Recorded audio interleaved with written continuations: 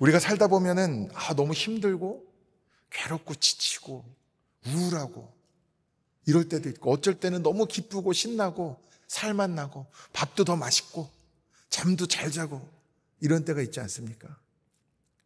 그러니까 아무래도 사람은요, 환경의 영향을 받는 존재이다 보니까, 왜 그러느냐? 우리가 좀 상황이 좋으면, 환경이 좋으면, 또 좋은 사람들과 함께 있으면은 이게 똑같은 음식도 누군가와 같이 먹느냐에 따라서 맛이 다르잖아요. 그렇더라고요. 이상하게 혼자 먹을 때보다 누구와 먹느냐에 따라서 밥맛도 달라지더라고요. 그만큼 우리는 상황과 환경에 영향을 받는 존재인데, 근데 하나님이 우리에게 주시는 말씀은 상황과 환경에 영향을 받지 말라고 하시거든요. 항상 기뻐하고 쉬지 말고 기도하고 범사에 감사하라고 하시잖아요. 그 말씀은 뭐냐? 항상 어떤 상황에서든 우리에게는 변함없는 믿음, 흔들리지 않는 하나님을 향한 우리의 마음의 자세가 있어야 하기 때문이죠. 저는 오늘 이 말씀을 통해서 하나님이 그런 도전을 주신 부분이 있어서 오늘 여러분과 특별히 나누려고 합니다. 사실 이 로마서 말씀은요, 계속 어떻게 보면 같은 주제가 반복된다고 볼 수 있습니다. 우리가 하나님의 은혜로 구원을 받았는가, 우리의 공로로 받았는가? 여러분 답을 아시죠? 우리가 노력해서 구원을 받습니까? 하나님의 은혜입니까? 하나님의 은혜이지요.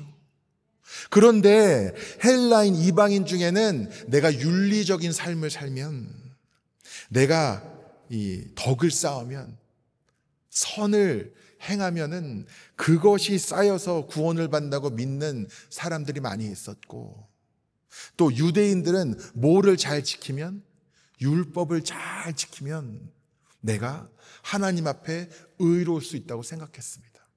그런데 사실은요, 여러분, 이 유대인들의 역사를 보면은요, 사실은 본인들도 진작에 율법의 한계를 깨달았습니다. 그걸 우리가 어떻게 알 수 있느냐? 율법을 잘 지켜가지고 죄 안 짓고 살면은 뭐를 할 필요가 없냐면 제사를 드릴 필요가 없어요. 허구한 날 이 제단 앞에서 뭐가 흘렀습니까? 계속 마를 새 없이 피가 흘렀어요. 수많은 동물들을 잡고 그 피가 흐르고 그 살이 찢겨졌습니다. 왜 그랬습니까? 누군가의 죄를 대신해서 제물로 바쳐진 것이죠. 왜 쉴 새 없이 그걸 해야 했어요? 아무리 율법을 지켜도 죄의 문제가 해결되지 않았기 때문에 계속 피를 흘려야 했지요. 그러니까 우리가 아무리 노력을 해도 결코 우리의 노력으로는 의로워질 수 없다는 얘기를 바울이 계속 하는 겁니다. 이 로마서 말씀에서.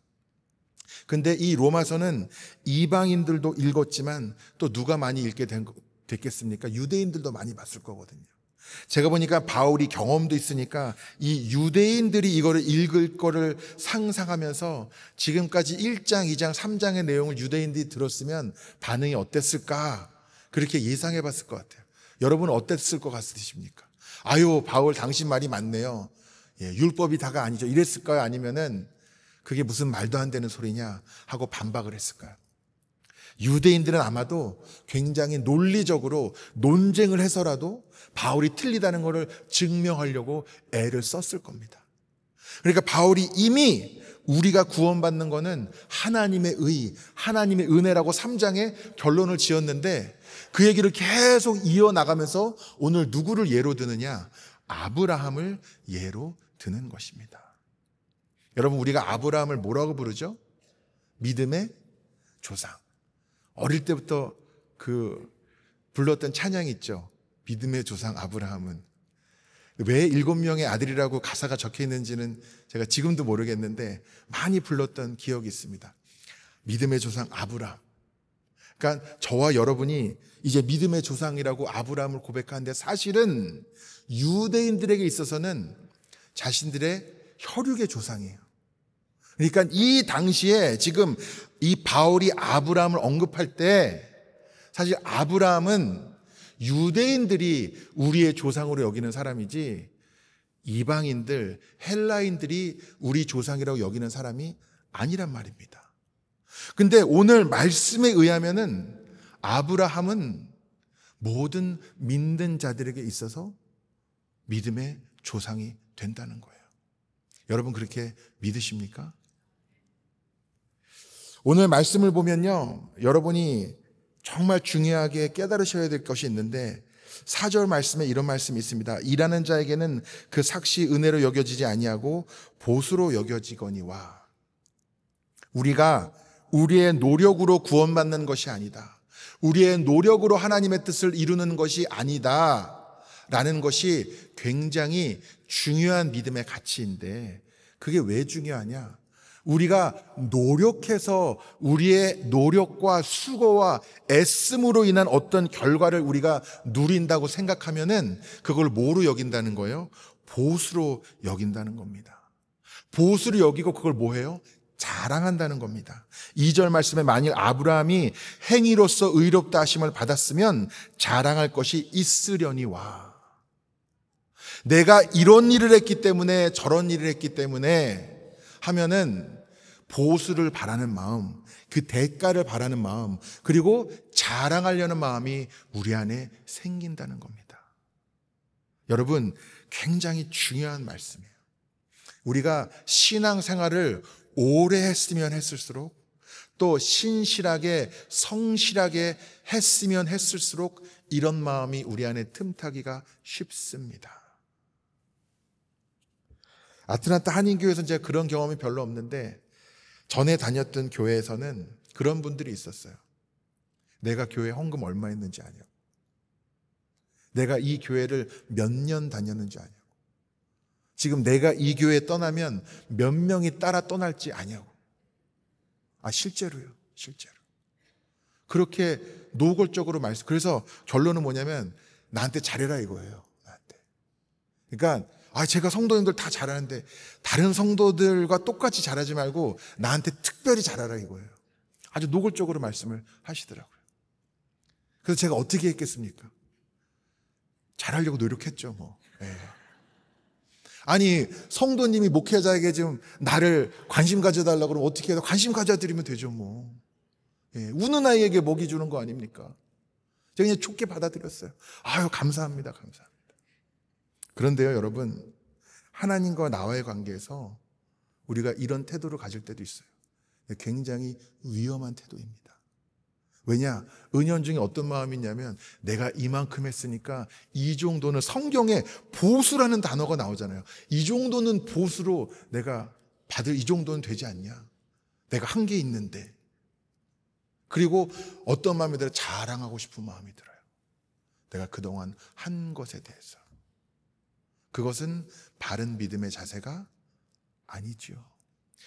저도 이제 아이들을 키우다 보면 그럴 때가 있어요. 사실은 제가 요즘도 이제 둘째가 조금 사춘기가 오고 있습니다. 그래서 가끔 이제 자기 방에서 나가래요. 아니, 제가 뭐 그 방에 머물려고 했던 것도 아닌데 나가라니까 또 기분이 안 좋더라고요. 그러면서 여긴 내 방인데, 야, 그러면 너는 이 집에서 나가라. 뭐, 사실은 이런 말을 하고 싶었지만,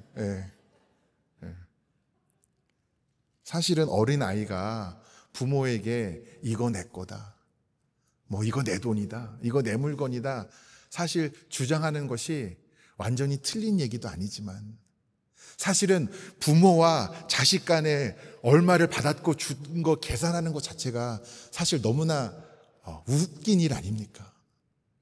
어린 아이의 수준에서 내가 이만큼 애썼으니까, 내가 이렇게 열심히 했으니까 나 상 줘야 되는 거 아니냐? 내가 성적을 이렇게 잘 받았으니까 상 줘야 되는 거 아니냐? 물론 부모님은 기특하고 이쁘면은 또 사랑하는 마음으로 주시지만, 사실 자신이 열심히 해서 성적을 잘 받았는데 왜 부모가 상을 줘야 됩니까? 그렇지 않습니까? 간혹 가다가, 물론 주님은 우리가 자녀를 바라보는 눈으로 우리를 긍휼히 바라보시고, 때론 우리의 어리고 미숙하고 연약한 모습까지도 품어주시는 것이 주님의 은혜이지만, 우리가 자꾸 내가 수고했던 것에 대해서 자랑하는 마음이 싹트거나, 내가 열심히 한 것에 대해서 대가나 보수를 바라는 마음이 내 안에 싹트기 시작하면, 여러분, 까딱 잘못하면 우리의 신앙이 변질되기 시작할 수도 있다는 것을 우리가 꼭 깨달아야 하는 것이죠. 그러니까 우리가 어떤 경우에도 내가 이만큼 했기 때문에, 나는 이것이 나의 자랑이고, 내가 이만큼 했기 때문에 이것이 내가 받을 대가라고 생각해서는 하나님과의 관계에서 절대로 안 된다는 것이죠. 사실 저도 목사이다 보니까 그런 생각이 들었던 때가 많이 있었던 것 같습니다.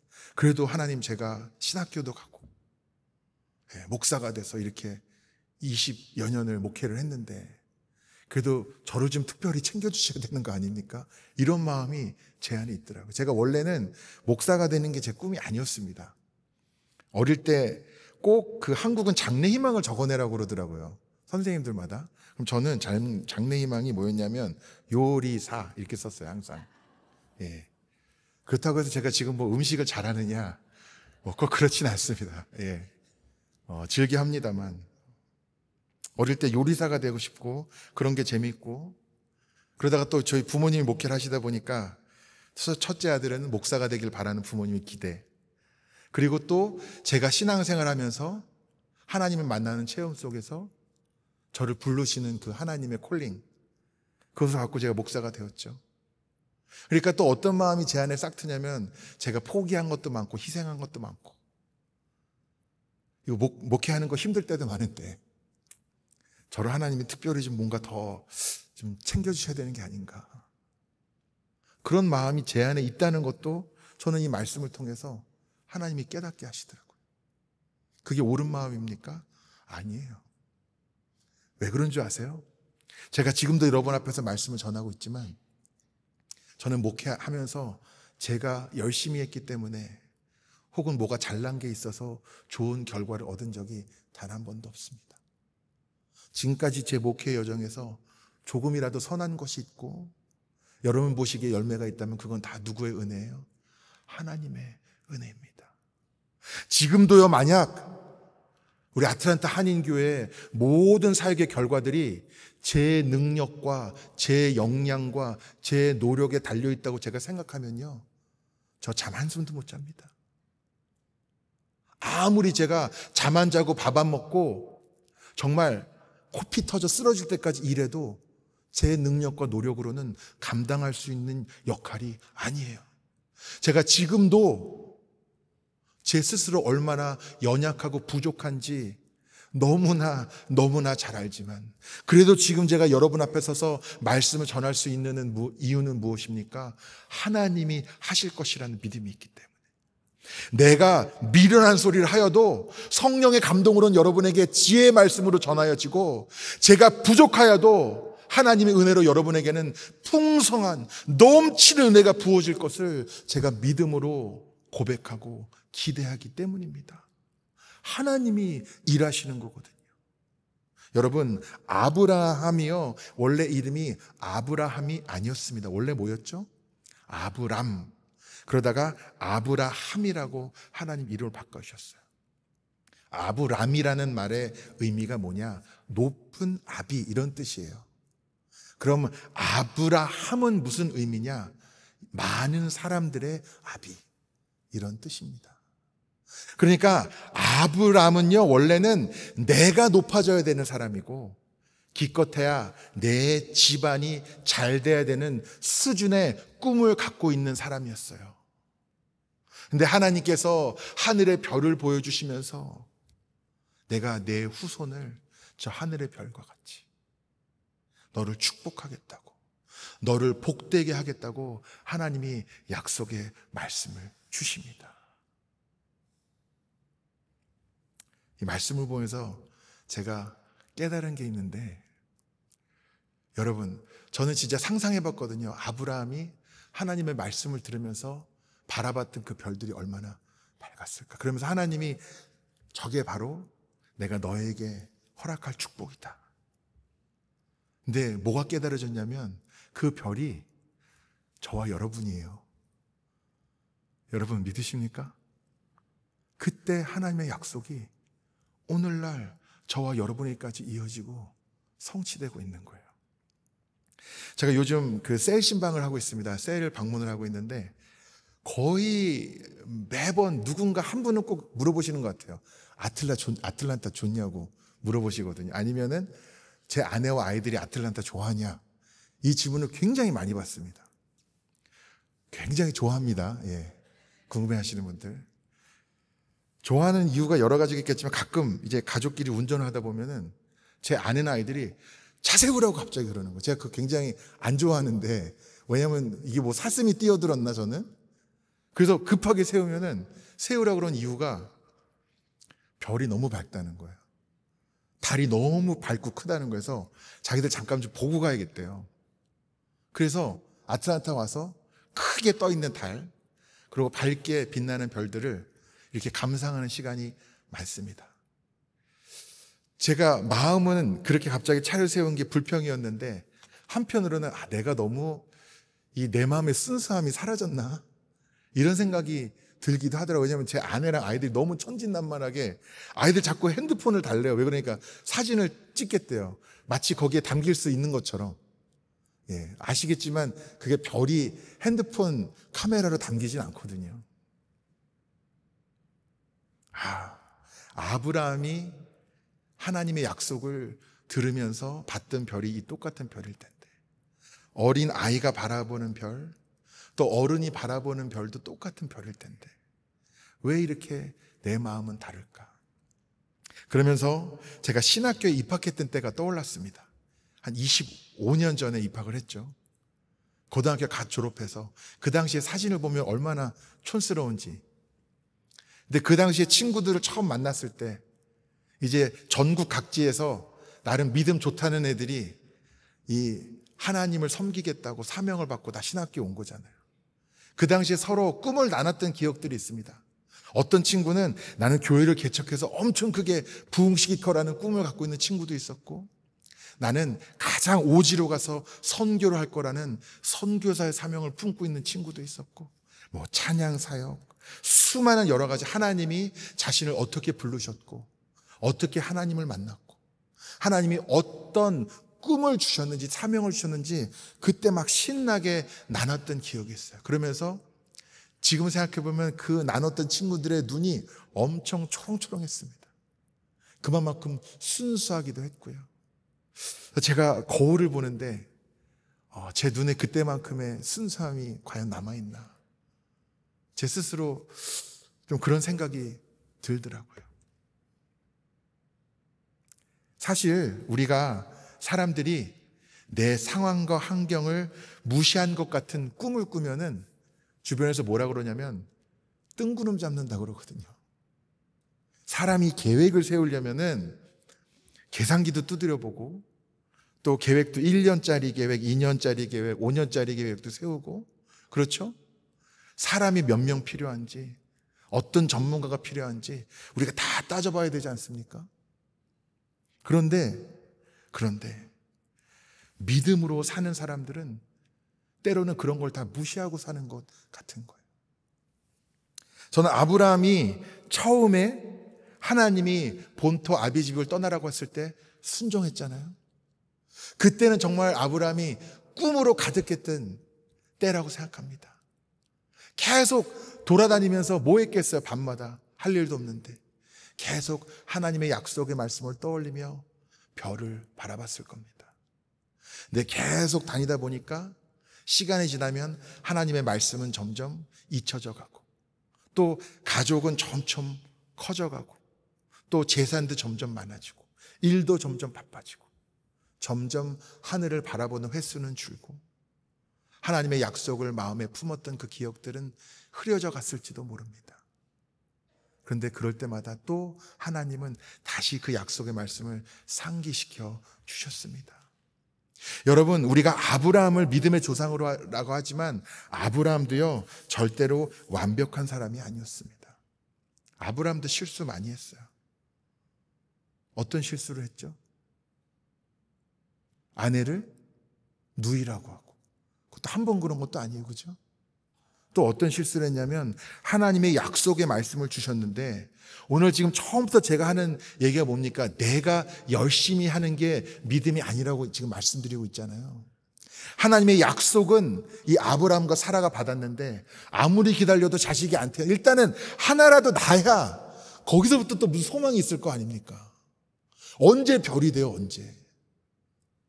그래서 하나님이 아무리 기다려도 아무 응답이 없으시니까 어떻게 했어요? 내가 내 힘과 노력을 어떻게 해봐야겠다.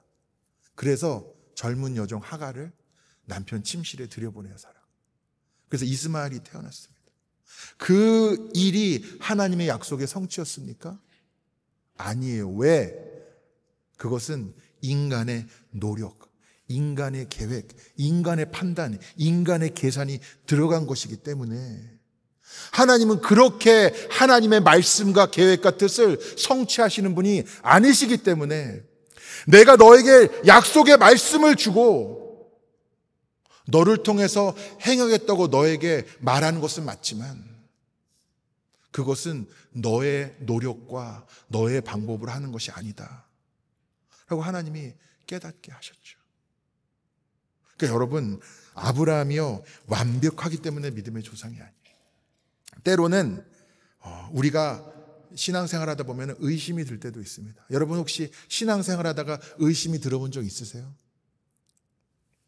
근데 어떤 분들은 이렇게 말씀합니다. 의심도 믿음이 있어야지 생기는 거라고. 그게 무슨 얘기냐면 아예 하나님을 안 믿으면은 의심할 것도 없잖아요. 그러니까 여러분 의심은 보통 언제 경험하느냐? 믿고 나서 경험한다는 거예요. 그래서 우리가 조금이라도 뭔가 성경을 읽거나 설교를 듣다가 이해가 잘 안 되거나 뭔가 의심이 생겼을 때 사실 우리 한국교회에서는 그런 것들을 많이 억누릅니다. 왜냐하면 그거 물어보면 뭐라고 그래요? 믿음 없다고 그러잖아요. 무조건 믿으라고. 제가 미국 교회는 가보니까 또 너무 많이 물어봐요. 근데 제가 이런 말씀 드리고 싶습니다. 여러분, 궁금하고 의심이 들면은 궁금해 하시고 그 궁금한 것을 알아보는 거 괜찮아요. 저한테도 물어보셔도 괜찮아요. 제가 모를 수도 있어요. 그런데 바로 명확한 답을 못 드릴 수는 있지만 의심조차도 믿음이 세워져 나가는 과정입니다. 그것을 괜히 억지로 억누르고 덮어버려가지고 골마 터지게 하지 마시고 이런 의심이 생긴 것도 하나님이 내 믿음을 더 굳건하게 하기 위해서 이런 상황을 허락하셨구나 그러고 함께 우리가 그것을 극복해 나가는 것이 또 더 깊은 믿음의 자리로 나아가는 여정임을 여러분은 좀 기억하셨으면 좋겠습니다. 여러분 그렇게 붙잡고 나아가시길 바랍니다. 그러니까 아브라함도 믿음이 약할 때가 있었고요. 그래도 마지막에는 하나님이 너 벌써 잊었니? 저 하늘에 내가 보여줬던 내 약속을 잊었니? 그랬을 때 다시 아브라함은 그 약속의 말씀을 붙잡고 뭐 하지 않았어요? 의심하지 않고. 상황은 어떤 상황이었어요? 오늘 성경에 나오잖아요. 이미 아브라함과 사라는 몸은 죽은 상태다. 무슨 얘기예요? 여러분 나이가 90이 돼가지고 어떻게 아이를 낳습니까? 90이 돼서 다 아이를 낳으시면은 저희 교회는 아마 아이 많아져서 부흥하겠죠. 아직도 낳으실 수 있는 분이 많으시니까 여기. 그렇죠? 자기의 현실, 인생을 살 만큼 살았고 알 만큼 알고 자기가 판단할 때는 도저히 이 상황에서는 하나님의 말씀이 성취되는 것은 불가능해요. 그래도 아브라함은 뭐 했어요? 믿었어요. 그러니까 여러분 아브라함이 바라봤던 그 하늘의 밝은 별이 나구나라고 내가 깨달으려면 어떻게 되냐면 나에게도 그런 믿음이 있어야 한다는 겁니다. 여러분 우리 아틀란타 한인교회 하나님이 부흥시켜 주실 줄 믿습니다. 아멘이세요? 여러분 어떻게 아세요? 훌륭한 담임 목사가 있어서? 교회 예배당이 아름다워서? 위치가 좋아서? 아닙니다. 부흥은 하나님이 허락하시면 부흥하는 거예요. 아무리 잘나고 많은 것을 갖췄어도 하나님이 막으시면 안 되는 겁니다. 제가 아틀란타 한인교회 처음 왔을 때 이제 새벽기도 요즘은 저쪽 채플에서 드립니다만 항상 이 앞에서 제가 기도를 했는데 처음에 왔을 때 기도하면서 하나님이 이상한 걸 많이 보여주셨어요. 한 번은 이 기도하고 있는데 저는 눈을 떴다고 생각했는데 이제 새벽에는 이제 어둡거든요. 기도할 때. 저쪽 드럼 쪽에서 갑자기 뭐 거미랑 바퀴벌레랑 쥐 같은 게 막 후루루 나오는 거예요. 저를 향해서. 깜짝 놀라서 눈을 떴어요. 보니까 아무것도 없더라고요. 아, 하나님이 우리 교회에 끊임없이 이를 영적 싸움에 대해서 깨워서 기도하라는 마음으로 제가 받았습니다. 말씀을. 또 어쩔 때는 뭘 보이시냐면 이 가운데 하얀 큰 탁자가 놓여져 있고 그 안에 막 뚝뚝 떨어질 정도로 과일이 가득 쌓여져 있어요. 그리고 그 위에 이렇게 커튼처럼 사면에 이렇게 덮여져 있고 하얗게 이렇게 쫙 늘어져 있어요. 멋있게. 그리고 저쪽 예배당 쪽에서 하얀 옷을 입고 있는 젊은 가족들이 아이들을 안고 손을 붙잡고 막 들어오는 모습을 보여주시더라고요. 하나님이 이 교회를 통해서 하실 일이 있으시구나. 근데 여러분 생각해 보세요. 제가 그게 처음 왔을 때 본 거거든요. 그 이후에요, 우리 교회가 겪었던 여러 가지 일들을 생각해 보면 그 순간의 상황은 절대로 그런 일이 일어날 수 없겠다고 판단할 수밖에 없는 그런 상황들도 많이 있었습니다. 사실 저희 교회가 요즘 너무나 하나님의 은혜로 평안해지고 하나님 많은 회복과 치유와 부흥을 허락하고 계신데, 지금도 이 밖에 나가서 아틀란타에 있는 목사님들 만나면, 제가 아틀란타 한인교 목사라 그러면 그렇게 제 손을 붙잡고 힘내라 그러고 괜찮냐 그러고 등 두드려주고 막 밥 사주려고 그러고 막 그러더라고요. 왜 그러니까 우리 교회에 대해 굉장히 힘들다는 소문들이 많이 돌았던 거예요. 근데 생각해 보면은 그 소문이 다 틀린 것도 아니에요. 정말 인간의 기준과 인간의 판단으로 봤을 때는 절망할 수밖에 없고 포기할 수밖에 없는 것 같은 상황들도 왜 없었겠습니까? 근데 우리 교회는 지금도 하나님이 함께 하심으로 말미암아 이렇게 아름다운 성전에서 오늘도 주님의 은혜 가운데 예배를 드리고 있습니다. 여러분, 그게 사람의 능력입니까? 제가 뭐 잘해서 그래요? 아닙니다. 여러분, 위치가 좋아서 그래요? 아닙니다. 모든 것이 하나님의 은혜입니다. 여러분, 우리 아틀란타 한인교회도 제가 기도할 때 여러분의 가정에도, 여러분의 자녀들 위해서 제가 날마다 기도하거든요. 여러분, 가정도 마찬가지지만 때로는 가정에 불화가 있을 때가 있어요. 부모와 자녀 간에, 부부 간에도 관계가 어려울 때가 있습니다. 누구나 있어요. 그러면은 여러분, 나를 보면은 혹은 상대편을 보면은 소망이 없어요. 우리의 소망은 누구에게 있습니까? 하나님에게 있는 거예요. 이 가정을 누가 세워주신 겁니까? 하나님이 세워주신 거예요. 이 가정을 인도하시는 분도 누굽니까? 하나님이에요. 내 능력과 역량과 노력을 하는 것이 아니란 말입니다. 우리가 다른 사람과 또 내 환경을 보고 좌지우지 되기도 하지만 살다 보면 내 자신을 보고도 실망하고 낙심할 때도 많거든요. 다른 사람을 떠나서 내가 역량이 안 된다는 게 깨달아질 때도 너무나 많습니다. 저도 그래요. 그래도 포기하지 않고 제가 여기 서 있을 수 있는 이유는 무엇이냐? 저에게는 이런 믿음이 있습니다. 하나님이 하신다는 믿음. 내가 잘나고 못나고가 중요한 게 아니라 하나님이 일하시기 때문에 나는 나를 바라보는 게 아니라, 내 환경을 바라보는 게 아니라, 다른 사람을 바라보는 게 아니라 하나님을 바라보고, 하나님을 바라보는 그 눈이 흔들리지 말아야겠구나. 여러분, 하나님이 못하시는 일이 무엇입니까? 하나님이 못하시는 일은 아무것도 없습니다. 우리의 상황이 아무리 안 좋아 보일지라도 상황이 절대로 전부가 아닙니다. 우리가 아무리 어려운 고난과 역경을 맞닥뜨릴지라도 그것이 극복할 수 없는 일이 절대로 아닙니다. 나는 할 수 없을지 몰라도 하나님은 능히 하시는 줄 믿습니다. 그리고 무엇보다도 하나님이 우리에게 말씀을 주셨을 때 그 말씀을 붙잡고 하나님의 약속을 붙잡고 나갈 때 반드시 그 약속이 성취되는 것을 믿으시는 여러분이 되시기를 간절히 축원합니다. 이거는 뜬구름 잡는 얘기가 아닙니다. 이게 믿음이에요. 이것이 믿음입니다. 하나님이 나에게 말씀하셨기 때문에, 하나님이 지금까지도 나를 인도하셨고 앞으로도 인도하실 것을 믿음으로 고백하는 겁니다. 나의 삶도, 나의 가정도, 나의 자녀들도. 여러분, 자녀들을 위해서 언제 근심 걱정이 사라질까요? 이 자녀들도 하나님이 허락하셨고, 내가 당연히 열심히 하지만 그 앞으로 나아갈 길은 누가 책임져 주시는 거예요?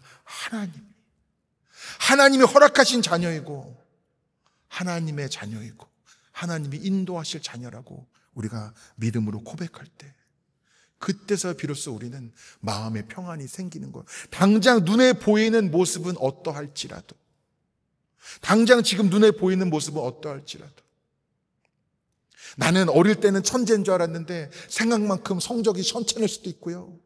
나는 믿음으로 잘 키운다고 키웠는데 머리 조금만 크니까 교회 안 다닌다고 도망 다닐 수도 있고요.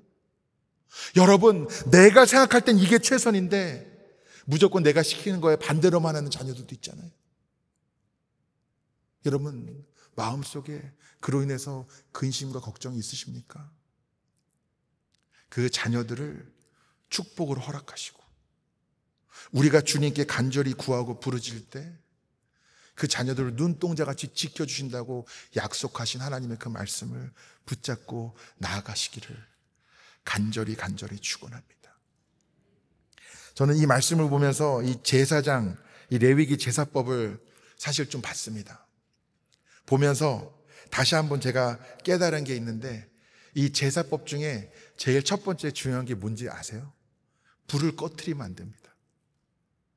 저는 그것이 하나님이 저에게, 사실 오늘 말씀과 직접 연관된 거는 아닌데 하나님이 저에게 큰 은혜로 주셨습니다. 불을 꺼트리지 않는 것이 무엇을 의미할까? 그것은 기도가 끊이지 않는다는 것을 의미하는 것이죠. 여러분, 우리가 어떻게 상황과 환경에 좌지우지되지 않고, 우리가 당장 겪고 있는 어려움과 고통에 무너지지 않고 계속적으로 내 자신도 아닌, 내 환경도 아닌, 다른 사람도 아닌 오직 하나님만을 신뢰하고 믿음의 걸음을 걸어 나갈 수 있습니까? 우리의 기도가 끊이지 않고 우리의 불이 꺼지지 않을 때.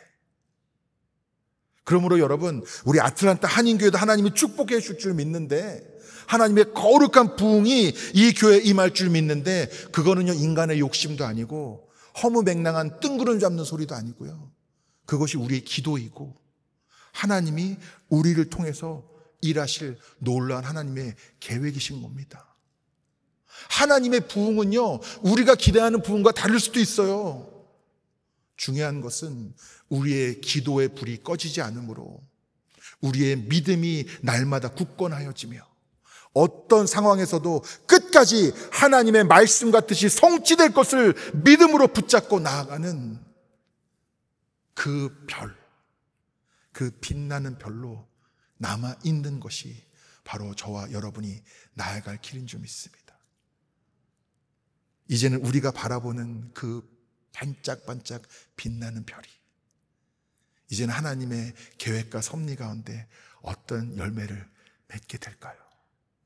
내 자신을 볼 때는 크게 기대할 게 없지만 내 믿음의 눈을 열어 하나님을 바라볼 때는 너무나 기대가 됩니다. 너무나 소망이 넘칩니다. 여러분, 오늘 그 믿음을 붙잡고 나아가십시오. 이제는 상황과 환경에 좌지우지되거나 흔들리거나 낙심하지 마십시오. 끝까지 아브라함과 같이 믿음으로 하나님의 말씀, 그 언약을 붙잡고 나아감으로 말미암아 그것을 이루어 나가시는 그 자리에 동참하고 그 은혜를 누리시는 여러분이 되시기를 간절히 축원합니다. 기도하시겠습니다. 사랑과 은혜가 풍성하신 주님, 감사합니다. 오늘 이곳에 주님을 예배케 허락하여 주시고 주님의 말씀 가운데 거하게 하여 주시니 감사합니다. 모든 것이 주님의 은혜입니다. 자격 없는 자에게 베풀어 주시며 주님의 한없는 사랑으로 약속의 말씀을 붙잡게 하셨사오니 끝까지 믿음으로 나아가 주님이 행하시는 일들을 보게 하여 주시고, 끊임없이 의심케 하고 절망케 하고 낙심케 하는 악한 권세는 주님의 보혈의 능력으로 다 떠나가게 하여 주시고, 오직 주님의 말씀, 주님의 영으로 충만케 하여 주시옵소서. 예수 그리스도의 이름으로 기도드리옵나이다. 아멘.